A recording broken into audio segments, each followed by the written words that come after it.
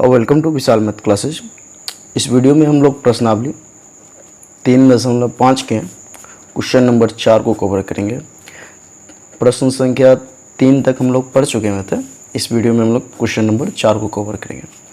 4 का कहना है कि निम्न समस्याओं में रैखिक समीकरण के युग्म बनाइए और उनके हल यदि उनका अस्तित्व हो तो किसी बीजगणितीय विधि से ज्ञात कीजिए। मतलब 4 में जो भी क्वेश्चन दिया हुआ उस क्वेश्चन का एक बीजगणितीय युग्म बनाना है और फिर उसे किसी बीजगणितीय विधि से हमें हल कर देना। तो 4 का एक क्या कहा जा रहा है कि एक छात्रावास के मासिक व्यय का एक भाग नियत है और शेष भाग इस पर निर्भर करता है कि छात्र ने कितने दिन भोजन लिया। जबकि ए विद्यार्थी को जो 20 दिन भोजन करता है 1000 रुपया छात्रावास को व्यय के लिए अदा करना पड़ते हैं। जबकि एक विद्यार्थी बी को जो 26 दिन भोजन करते हैं और छात्रावास में व्यय के लिए 1180 रुपया अदा करना पड़ता है। नियत व्यय और प्रतिदिन भोजन का मूल्य ज्ञात करें। क्या मतलब हुआ? छात्रावास में 2 व्यक्ति है, एक ए है दूसरा बी है। ये 20 दिन भोजन करता है और अदा करता है मतलब 1000 रुपया।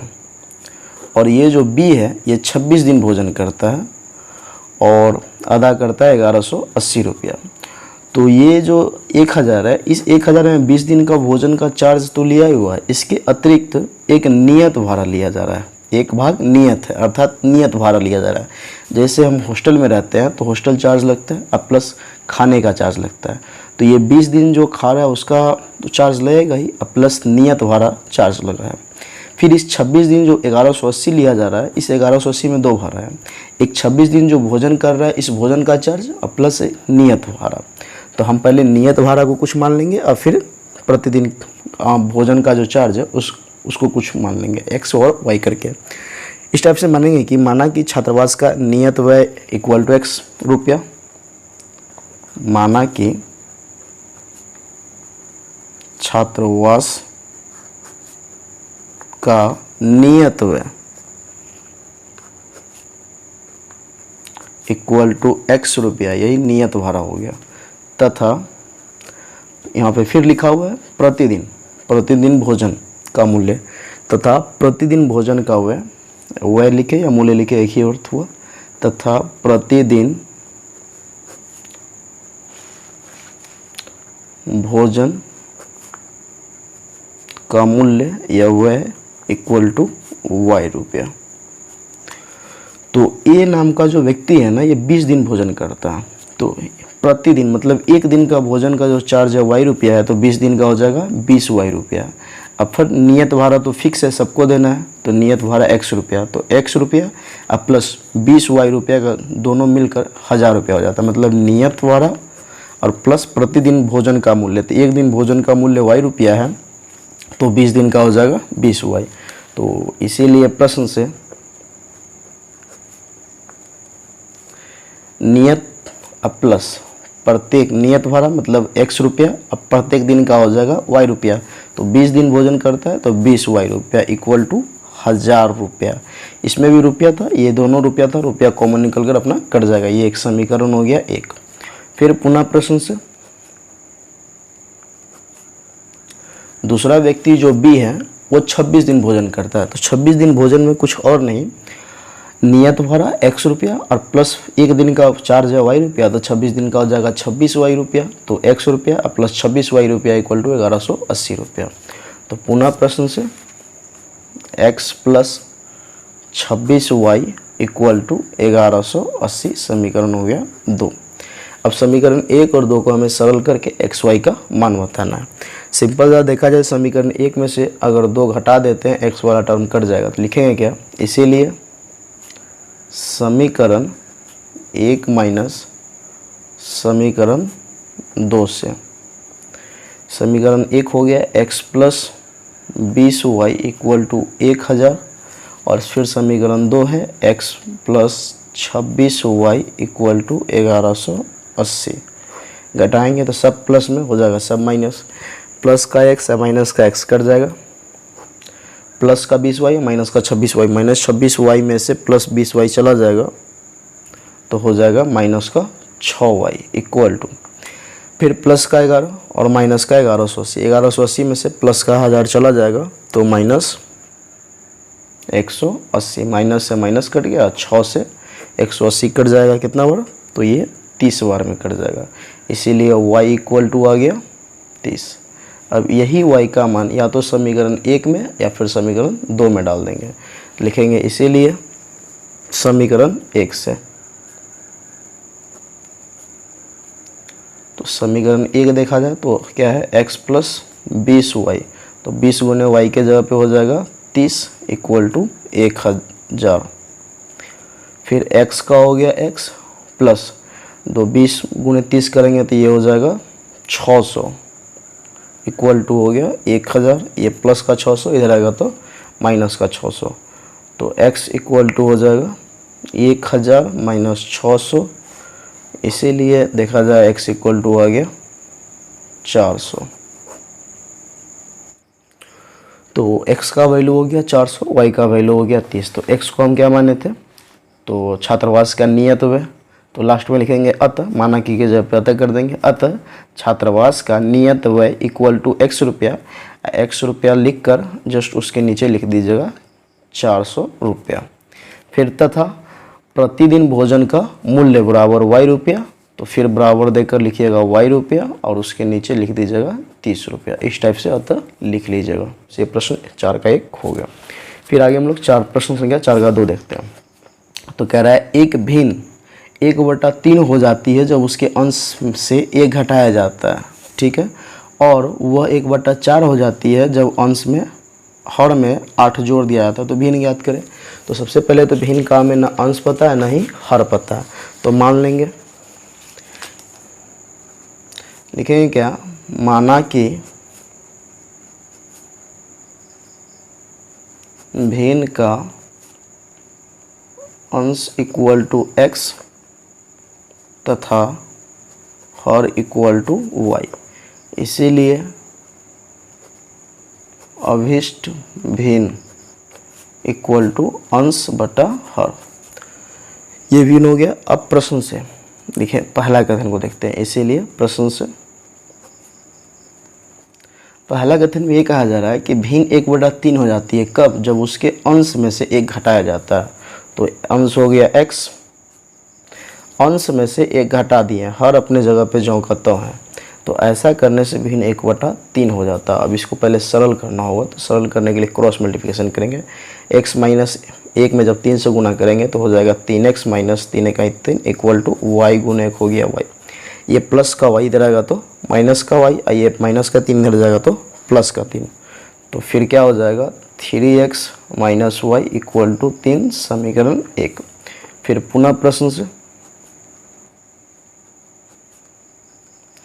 दूसरा कथन को फिर देखते हैं। तो क्या कह रहा है कि वह 1/4 हो जाती है कब, जब हर में 8 जोड़ दिया जाता है। तो हर तो y है, मतलब y में 8 जोड़ देंगे तो वो 1/4 हो जाती है।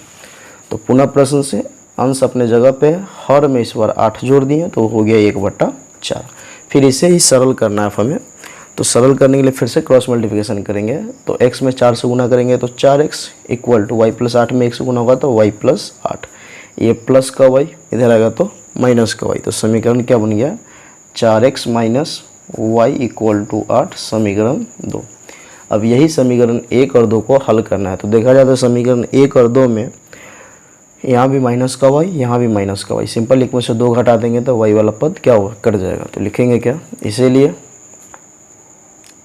समीकरण 1 माइनस समीकरण 2 से समीकरण 1 हो गया 3x minus y equal to 3, और फिर समीकरण 2 हो गया 4x minus y equal to 8। घटा रहे हैं तो चिन्ह बदल जाएगा, ये प्लस में तो माइनस हो गया, ये माइनस में तो प्लस, ये प्लस में तो हो गया माइनस। प्लस का 3x और माइनस का 4x, माइनस 4x में से प्लस 3x गया तो माइनस का x, ये minus y plus y cut जाएगा, और माइनस 8 में से प्लस 3 चला जाएगा तो माइनस का 5, x से माइनस कट गया, इसीलिए x का जो मान है ना ये आ गया 5। अब यही x के मान को या तो समीकरण 1 में या फिर समीकरण 2 में डाल देंगे। तो लिखेंगे इसीलिए समीकरण 1 से, तो समीकरण 1 है 3x minus y equal to 3। x का वैल्यू है 5, तो 3 गुने 5 माइनस वाई इक्वल टू 3। तो ये हो जाएगा 5 15 माइनस वाई इक्वल टू 3। ये प्लस का 15 हो जाएगा तो माइनस का 15, तो minus y equal to 3 minus 15। तो माइनस वाई इक्वल टू ये हो जाएगा माइनस का 12, माइनस से माइनस कट गया, इसीलिए y इक्वल टू आ गया 12। तो y का वैल्यू 12 और x का वैल्यू 5। तो लिखेंगे अतः हमें भिन्न ज्ञात करना था, तो वह भिन्न ज्ञात कीजिए। तो अतः अभिष्ट भिन्न इक्वल टू x बटा वाई। एक्स का वैल्यू आया है 5 और y का वैल्यू 12। इस टाइप से ये प्रश्न कंप्लीट हो गया। फिर आगे देखते हैं 3 नंबर। 3 का कहना है कि यश ने एक टेस्ट में 40 अंक अर्जित किए हैं। जब उसे प्रत्येक सही उत्तर पर 3 अंक मिले तथा अशुद्ध उत्तर पर 1 अंक की कटौती की गई। मतलब 40 अंक कब मिलता है? जब प्रत्येक सही उत्तर के लिए 3 अंक दिया जाता है और प्रत्येक गलत उत्तर के लिए 1 अंक की कटौती की जाती है। फिर कराइए, पहला कथन था। फिर दूसरे कथन में कहा जा रहा है कि यदि उसे सही उत्तर पर 4 अंक मिलते हैं और अशुद्ध उत्तर पर 2 अंक काटे जाते हैं तो यश को 50 अंक अर्जित होते हैं। ये दोनों अलग अलग कथन है। तो टेस्ट में कितने प्रश्न आए थे हमें ये बताना है, ठीक है। तो देखिए, सही उत्तर पे पहले कथन में सही उत्तर पर 3 अंक मिल रहा है और गलत उत्तर के लिए 1 अंक की कटौती की जा रही। तो हमें ये नहीं पता है कि जो 40 अंक मिले हैं उसमें सही उत्तर कितने, सही उत्तरों की संख्या कितनी। मतलब ये जो 3 अंक सही उत्तर के लिए मिल रहा है और गलत उत्तर के लिए 1 अंक की कटौती की जा रही है, तो हमें ये नहीं पता है कि सही उत्तर कितना, मतलब सही जो ये जो इसके 3 अंक जो मिल रहे हैं प्रत्येक सही उत्तर के लिए, तो सही प्रश्नों के ये इसके द्वारा जो प्रश्न सही बनाया गया है उसमें से सही प्रश्नों की संख्या कितने बनाया गया, और गलत प्रश्न के लिए जो 1 अंक मिल रहा है तो गलत प्रश्न इसके द्वारा जो गलत उत्तर दिया जा रहा है उसकी संख्या कितना है, हम तो ये नहीं पता है। तो पहले सही उत्तरों की संख्या को मान लेंगे x और गलत उत्तरों की संख्या को मान लेंगे y। तो लिखेंगे क्या, माना कि यश के द्वारा टेस्ट में दिए गए सही उत्तरों की संख्या x और गलत उत्तरों की संख्या y। इस टाइप से, क्योंकि यश नाम का कोई व्यक्ति है। तो लिखेंगे क्या, ये 3 नंबर है। माना कि यश द्वारा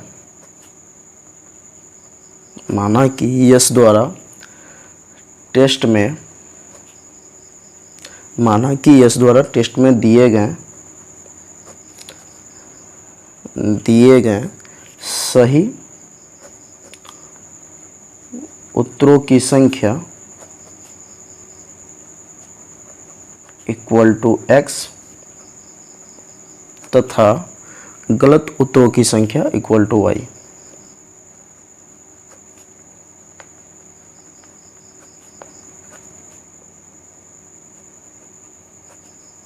ये हो पता हो गया कि सही उत्तरों जो सही उत्तर दे रहे हैं उसकी संख्या x हो गया और गलत उत्तर दे रहे हैं उसकी संख्या y हो गया। अब कथन 1 को देखिए। जब इसे 40 अंक मिलते हैं, कब? जब प्रत्येक सही के लिए 3 अंक और गलत के लिए 1 अंक की कटौती की जाती है। मतलब ये जो 40 अंक मिल रहे हैं प्रत्येक सही पर 3 अंक, तो सही उत्तर क्या को दे रहा है x, और प्रत्येक गलत के लिए 1 अंक काटा जा रहा है, तो गलत उत्तर कितना दे रहा है y। तो x गुने 3 और y गुने 1, मतलब प्रत्येक सही के लिए 3 अंक, तो सही उत्तरों की संख्या दे रहा है x। तो टोटल सही कितना हो गया इसका 3x, और टोटल गलत कितना हो गया y, और 3x में से y को घटाया जा रहा है तो 40 अंक प्राप्त हो रहा है, ठीक है। तो लिखा क्या जाएगा, इसीलिए प्रश्न से 3x minus y equal to 40। इसका क्या मतलब हुआ कि सही उत्तरों की संख्या अगुणे उसका अंक, तो 3 अंक मिल रहा है, और फिर माइनस गलत उत्तर, तो प्रत्येक गलत उत्तर के लिए 1 अंक की कटौती की जा रही है, और गलत उत्तरों की संख्या है y, तो y गुने 1 अंक। सही उत्तरों की संख्या x, अब प्रत्येक सही के लिए 3 अंक मिल रहा है तो x गुने 3। सपोज दैट मान लेते हैं एक सही उत्तर मान लिए 10 ठो सही उत्तर कर रहा है, तो उसे कितना अंक हो गया 3 गुने 10 गुने सही उत्तर दे रहा है 10 ठो, अब प्रत्येक के लिए 3 अंक मिल रहा है तो टोटल 30 हो जाएगा। इस टाइप से, तो कुछ यहाँ पे ज़्यादा दिया होगा तभी अंक 40 आ रहा है। फिर दूसरे कथन में कहा जा रहा है कि 50 अंक मिलते हैं कब, जब प्रत्येक सही के लिए 4 अंक और गलत के लिए 2 अंक। मतलब 50 अंक दिया जाता है कब, जब प्रत्येक सही उत्तर के लिए उसे 4 अंक दिया जाता है और गलत उत्तर के लिए 2 अंक की कटौती की जाती है। तो सही उत्तरों की संख्या है x, तो इस स्थिति में हो जाएगा ये 4x, और गलत उत्तरों की संख्या है y, तो इस स्थिति में हो जाएगा 2y, मतलब 4x minus 2y equal to 50। तो पुनः प्रश्न से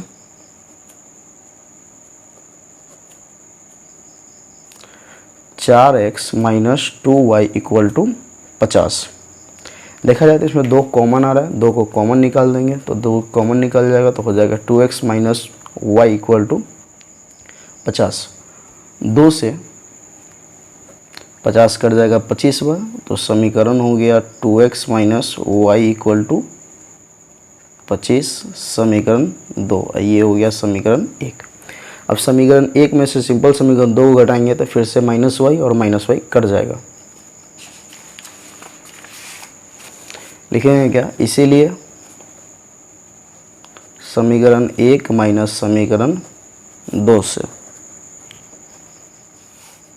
समीकरण 1 था 3x minus y equal to 40, अब समीकरण 2 है 2x minus y equal to 25। घटाएंगे चिन्ह बदलेगा, प्लस में तो हो गया माइनस, माइनस में तो हो गया प्लस, प्लस में तो हो गया माइनस। 3x में से 2x चला जाएगा तो हो गया x, माइनस का y प्लस का y कट जाएगा। 40 में से 25 चला जाएगा तो ये हो जाएगा 15, मतलब x का वैल्यू आ गया 15। 15 क्या, x क्या था, सही उत्तरों की संख्या है।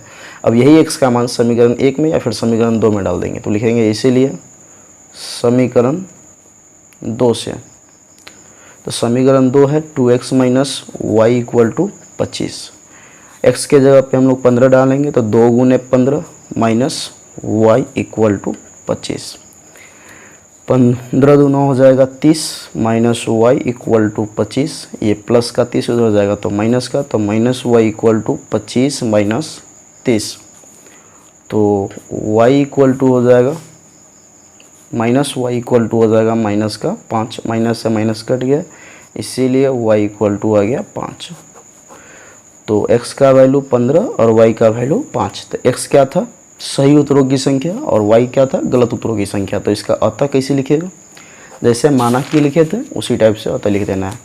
माना की के जगह पे कर देना है अतः, बस पूरा उतार देना है। अतः यश द्वारा टेस्ट में दिए गए सही उत्तरों की संख्या इक्वल टू x, इसके नीचे फिर बराबर देकर कर दीजिएगा 15, x के नीचे जस्ट, फिर तथा गलत उत्तरों की संख्या इक्वल टू y, और फिर y के नीचे बराबर देकर लिख दीजिएगा 5। फिर आगे हम लोग प्रश्न संख्या 4 को देखते हैं। तो एक राजमार्ग पर 2 स्थान A और B 100 किलोमीटर की दूरी पर हैं। एक कार A से तथा दूसरी कार B से एक ही समय पर चलना प्रारंभ करती है। यदि ये कारें विभिन्न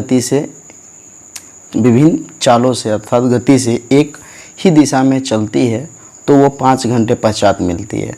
दोनों कारों की चाल ज्ञात कीजिए। ये सवाल जो है ना, ये कुछ अधूरा है, ठीक है। यही सवाल भारतीय वन में दिया हुआ है। देखिए क्या कहा जा रहा है कि 2 स्थान A और B एक हाईवे पर 100 किलोमीटर की दूरी पे है। इसमें भी 100 किलोमीटर है, इसमें भी 100 किलोमीटर है। फिर एक कार A से और दूसरी कार B से एक ही समय में चलना प्रारंभ करती है। यदि कारें एक ही दिशा में विभिन्न गति से चलती है तो वो 5 घंटा में मिलती है। तो यहाँ तक तो सेम है। उसके बाद ये जो दिया हुआ है दूसरा कथन, ये दूसरा कथन को मिस कर दिया हुआ है, मिस प्रिंट हो गया हुआ है। इसमें दूसरा कथन क्या है, यदि कारें एक दूसरे की ओर चले तो वो 1 घंटा में मिलती है। तो कारों की गति ज्ञात कीजिए। इसमें भी कारों की चाल ज्ञात करना है। तो दूसरा वाला जो कथन है ना, ये कथन को मिस कर दिया हुआ है कि यदि कार एक दूसरे की ओर चले तो वो 1 घंटा में मिलती है। चलिए इसे बनाएंगे कैसे, पहले तो समझ लीजिए का कहना क्या चाह रहा है। मान लेते हैं ये A स्थान है, ये B स्थान है। फिगर को समझिए, इस दोनों के बीच का जो दूरी है अर्थात डिस्टेंस वो है 100 किलोमीटर। अब कथन 1 में समझिए, कथन 1 क्या कहा जा रहा है कि स्थान A से ये स्थान B हो गया। तो A स्थान और B स्थान से कारें चलना प्रारंभ करती है, दोनों एक ही दिशा में चलती है।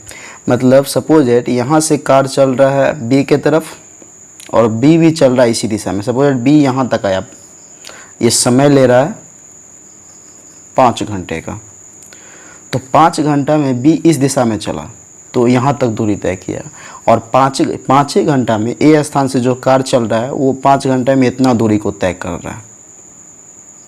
ठीक है, तो दोनों की कुछ न कुछ चाल होगी, तो हमें चाल ज्ञात करना है। तो मान लेंगे ए स्थान से चलने वाले की चाल x किलोमीटर प्रति घंटा और बी स्थान से चलने वाले की चाल y किलोमीटर प्रति घंटा।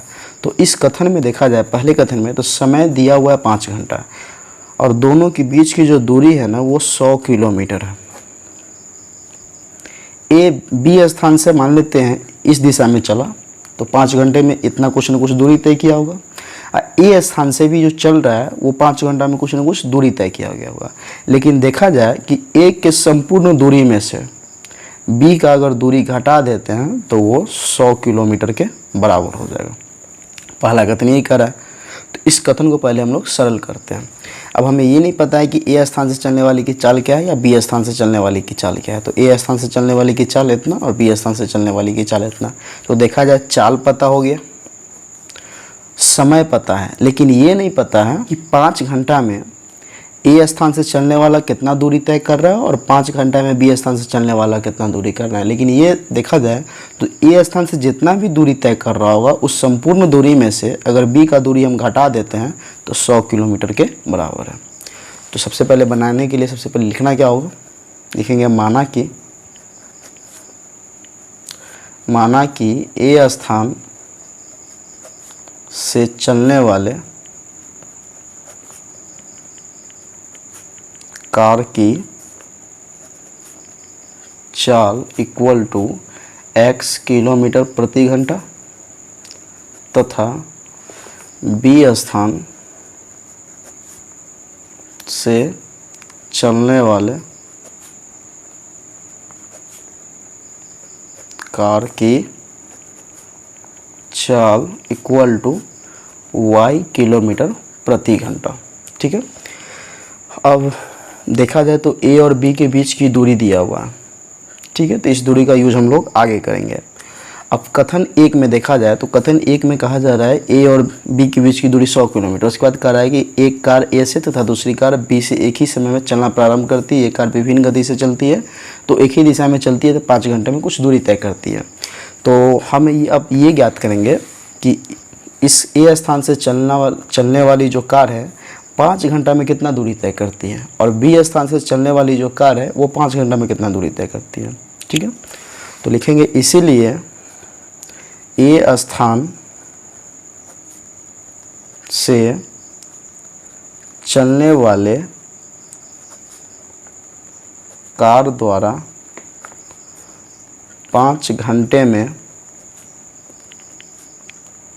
तय की गई दूरी, तो दूरी बराबर क्या हो जाएगा, समय गुने चाल या चाल गुने समय। तो ए स्थान से जो चल रहा है उसकी चाल है x किलोमीटर प्रति घंटा, तो लिखा जाएगा x किलोमीटर प्रति घंटा और गुने समय हो गया 5 घंटा। घंटा से 1 घंटा कट जाएगा तो ये आ गया 5x किलोमीटर। मतलब ये हुआ, ये जो कार चल रहा है ए स्थान से वो 5 घंटा में कितना दूरी दी गया, तो 5x किलोमीटर। फिर उसी प्रकार बी स्थान से चलने वाले कार के द्वारा निकालेंगे। फिर यही बात सब कुछ यही लिखा जाएगा। फिर तथा बी स्थान से चलने वाले कार द्वारा 5 घंटा में तय की गई दूरी, तो फिर से दूरी बराबर चाल गुने समय। तो बी स्थान से जो चल रहा है उसकी चाल है y किलोमीटर प्रति घंटा, और तो y किलोमीटर प्रति घंटा और समय तो 5 घंटा दोनों के लिए। फिर से घंटा से घंटा कट जाएगा तो ये हो जाएगा 5y किलोमीटर। अब प्रश्न का क्या कहना है कि ये ए स्थान से जो चल रहा है 5 घंटा में कुछ दूरी तय कर रहा है, तो कितना दूरी तय कर रहा है 5x किलोमीटर। और बी स्थान से जो चल रहा है वो दूरी तय कर रहा है 5y किलोमीटर। तो ए स्थान से चलने वाले कार के द्वारा 5 घंटा में तय की गई दूरी, इसके संपूर्ण दूरी में से बी का अगर दूरी घटा देते हैं तो ये 100 किलोमीटर के बराबर होगा। तो लिखेंगे क्या, इसीलिए प्रश्न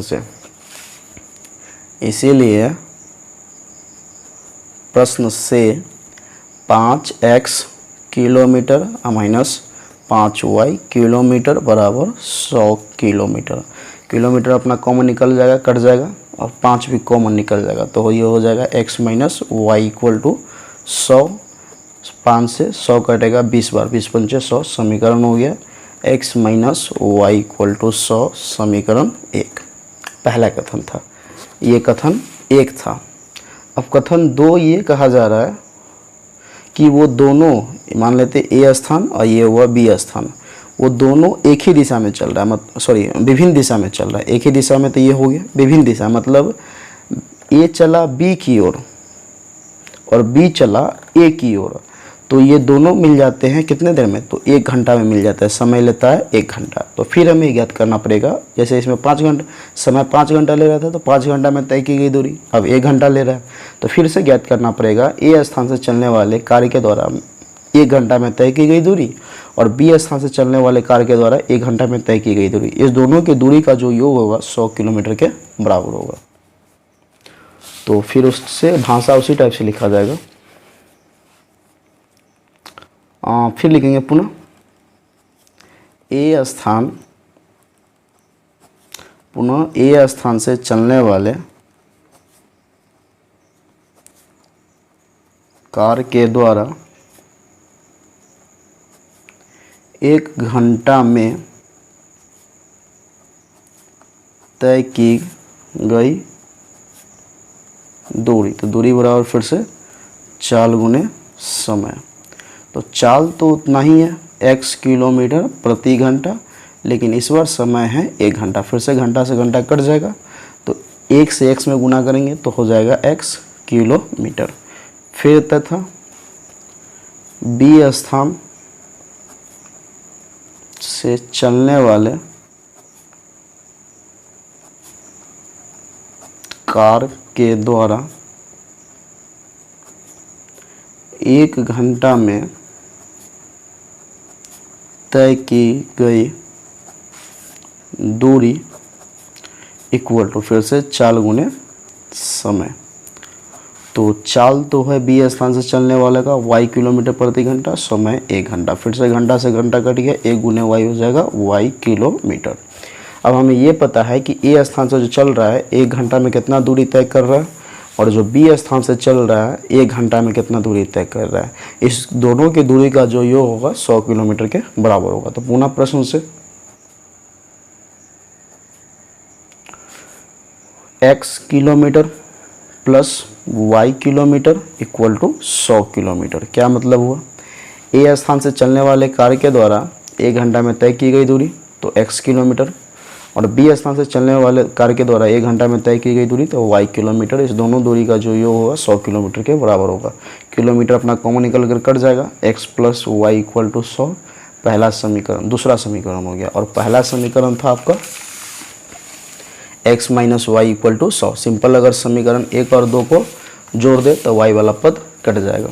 लिखेंगे इसीलिए समीकरण 1 प्लस समीकरण 2 से, तो एक है x minus y equal to 20 और समीकरण 2 है x plus y equal to 100। जोड़ रहे हैं तो x हो जाएगा 2x minus Y plus y cut गया, 100 और 20 हो गया 120।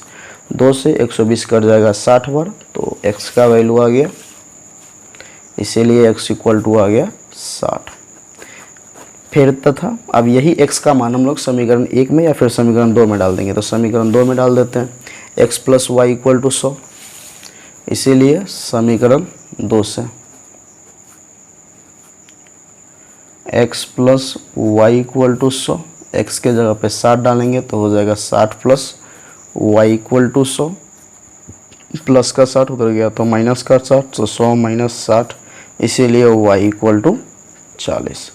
अब x क्या था, y क्या था, तो फिर अब अतः लिखना है। तो यहाँ पे माना कि a स्थान से चलने वाले कार के द्वारा कार की चाल x किलोमीटर प्रति घंटा। तो माना कि के जगह पे कर लीजिएगा अतः, और खुद से लिख लीजिएगा अतः a स्थान से चलने वाले कार की चाल इक्वल टू x किलोमीटर प्रति घंटा। जस्ट इसके नीचे बराबर दे दीजिएगा, x किलोमीटर प्रति घंटा के नीचे जस्ट बराबर दे के लिखिएगा। x का वैल्यू है 60, तो 60 किलोमीटर प्रति घंटा। फिर तथा उसी टाइप से b स्थान से चलने वाले कार की चाल इक्वल टू y किलोमीटर प्रति घंटा। और जस्ट इसके नीचे बराबर दे के लिखिएगा, y का वैल्यू है 40, तो 40 किलोमीटर प्रति घंटा। इस टाइप से ये प्रश्न आपका कंप्लीट हो गया। अब आगे हम लोग 5 नंबर को देखते हैं। प्रश्न संख्या 5 क्या कहा जा रहा है। 5 का कहना है कि एक आयताकार क्षेत्रफल 9 वर्ग इकाई कम हो जाती है कब, यदि उसकी लंबाई 5 कम कर दी जाए और चौड़ाई 3 बढ़ा दी जाए। मतलब ये पहला कथन है कि लंबाई को 5 कम कर दी जाए और चौड़ाई को 3 बढ़ा दी जाए तो क्षेत्रफल 9 वर्ग इकाई कम हो जाता है, पहला कथन। फिर कह रहा है कि यदि हम लंबाई को 3 इकाई और चौड़ाई को 2 इकाई बढ़ा दे तो क्षेत्रफल 67 वर्ग इकाई बढ़ जाता है। तो आयत की बीमा ज्ञात करें, अर्थात लंबाई और चौड़ाई ज्ञात करना है। फिर से पहले तो मानना पड़ेगा कि माना कि आयत की लंबाई इक्वल टू x और चौड़ाई इक्वल टू y। हमें ये नहीं पता है कि आयत की लंबाई क्या है फिर चौड़ाई क्या है। तो लिखेंगे माना कि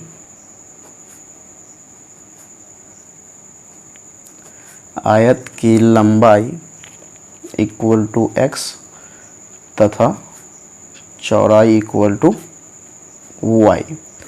अब पहले कथन में ये कहा जा रहा है कि आयत का जो क्षेत्रफल है ना वो 9 वर्ग इकाई कम हो जाता है। तो कम होने से पहले भी तो कुछ ना कुछ क्षेत्रफल रहा होगा। जब लंबाई x है और चौड़ाई y है तो इसके अकॉर्डिंग भी कुछ क्षेत्रफल होगा। तो इस क्षेत्रफल को निकालते, तो इसीलिए आयत का क्षेत्रफल इक्वल टू लंबाई गुने चौड़ाई।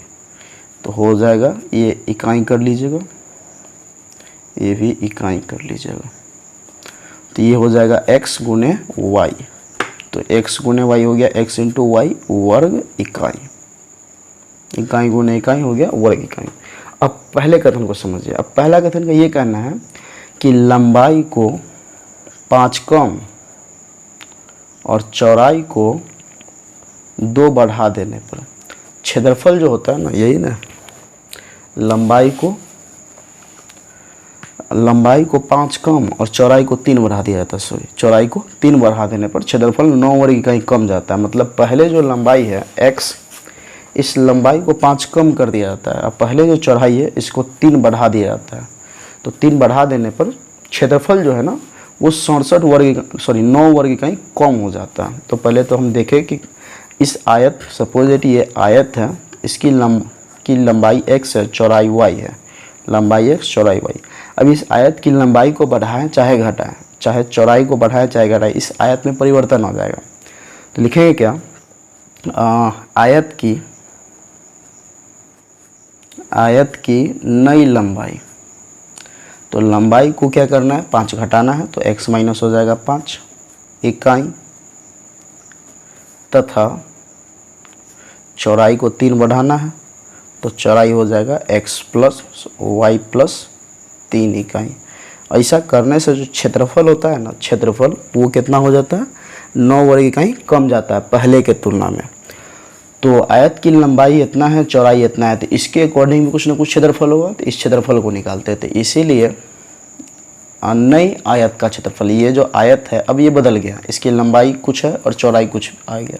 तो आयत ये नहीं रह गया, मूल आयत नहीं रहा, नया आयत हो गया। तो लिखेंगे इसीलिए नई आयत का क्षेत्रफल, तो लंबाई गुने चौड़ाई।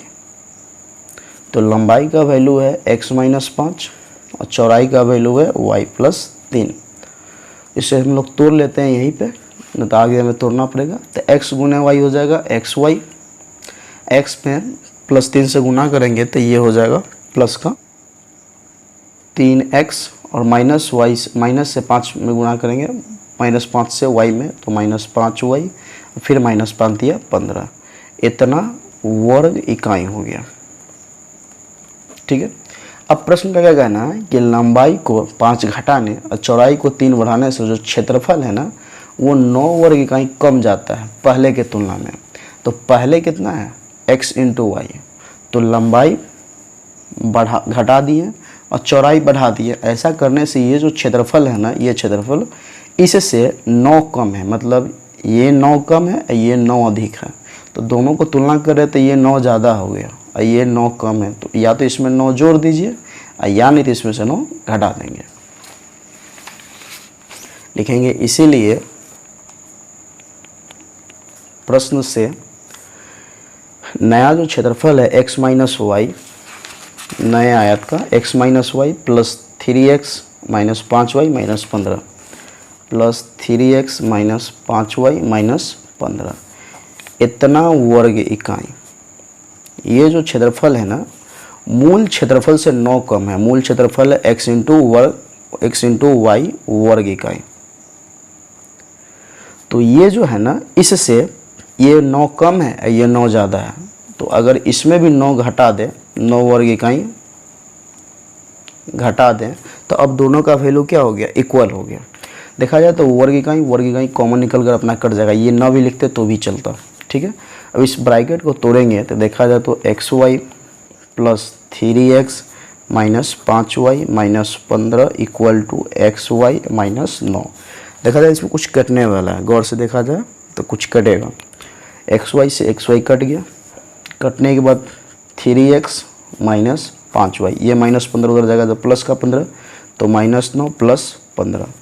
समीकरण क्या बन गया 3x minus 5y equal to 6, समीकरण 1।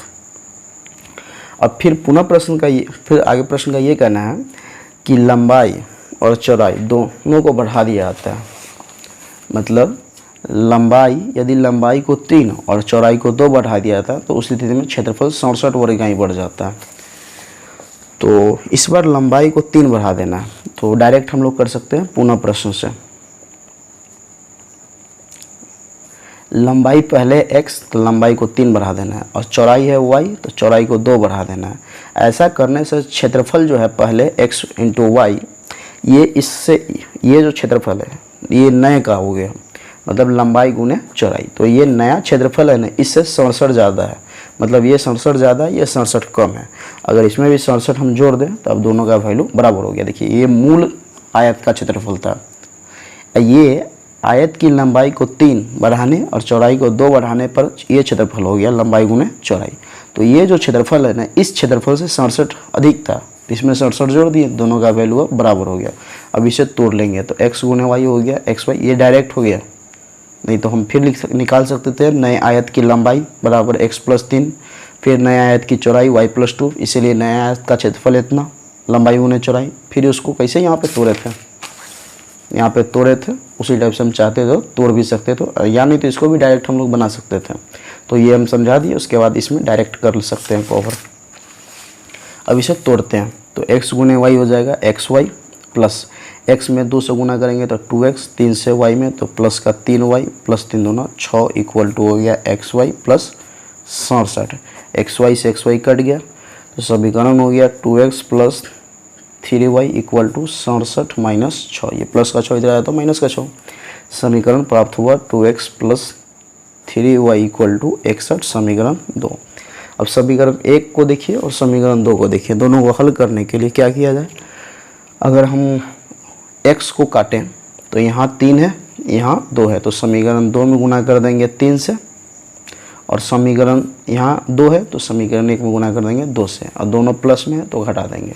लिखेंगे क्या, इसीलिए समीकरण 1 गुने 2 माइनस समीकरण 2 गुने 3 से। तो समीकरण 1 में जब 2 से गुना करेंगे तो हो जाएगा 3 दूना 6x माइनस 5 दूना 10y और 6 दूना 12, ये हो गया। फिर इसमें गुना करेंगे तो ये कितना हो जाएगा, और 3 दूना ये भी हो जाएगा 6x प्लस हो जाएगा 3 तिहाई 9y, फिर इक्वल टू 61 में जब 3 से गुना करेंगे तो ये हो जाएगा 183।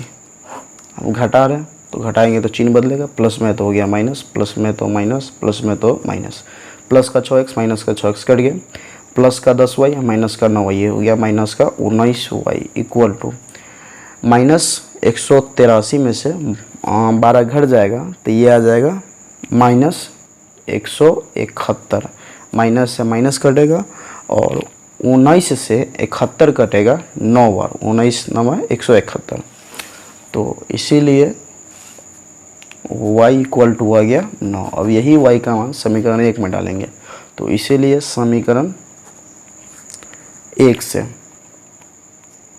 तो समीकरण 1 है x minus 5y equal to 6, तो लिखेंगे 3x minus 5y equal to 6।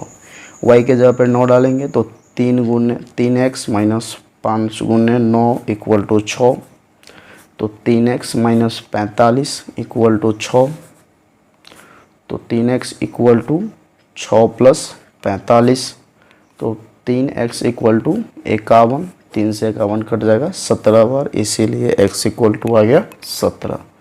x का वैल्यू 17, y का वैल्यू 9। x को क्या माने थे, तो x को माने थे लंबाई और y को माने थे चौड़ाई, तो लिखेंगे अतः हमें बीमा निकालना है, तो इसीलिए आयत की लंबाई इक्वल टू x इकाई था, तो x इकाई x के जगह पे हो गया 17 इकाई, तथा चौड़ाई इक्वल टू हो जाएगा y इकाई, y के जगह पे हो गया 9 इकाई। अब लिखेंगे अतः आयत की बीमाएं या बीमा इक्वल टू लंबाई गुने चौड़ाई, तो लंबाई का वैल्यू देखा जाए तो 17, तो हो गया 17 इकाई और गुने चौड़ाई का वैल्यू 9 इकाई, तो ये लिखा जाएगा 9 इकाई, तो ये इसका बीमा हो गया 17 इकाई गुने 9 इकाई। इस टाइप से ये प्रश्नावली आपका 3.5 पूर्णतः कंप्लीट हो गया।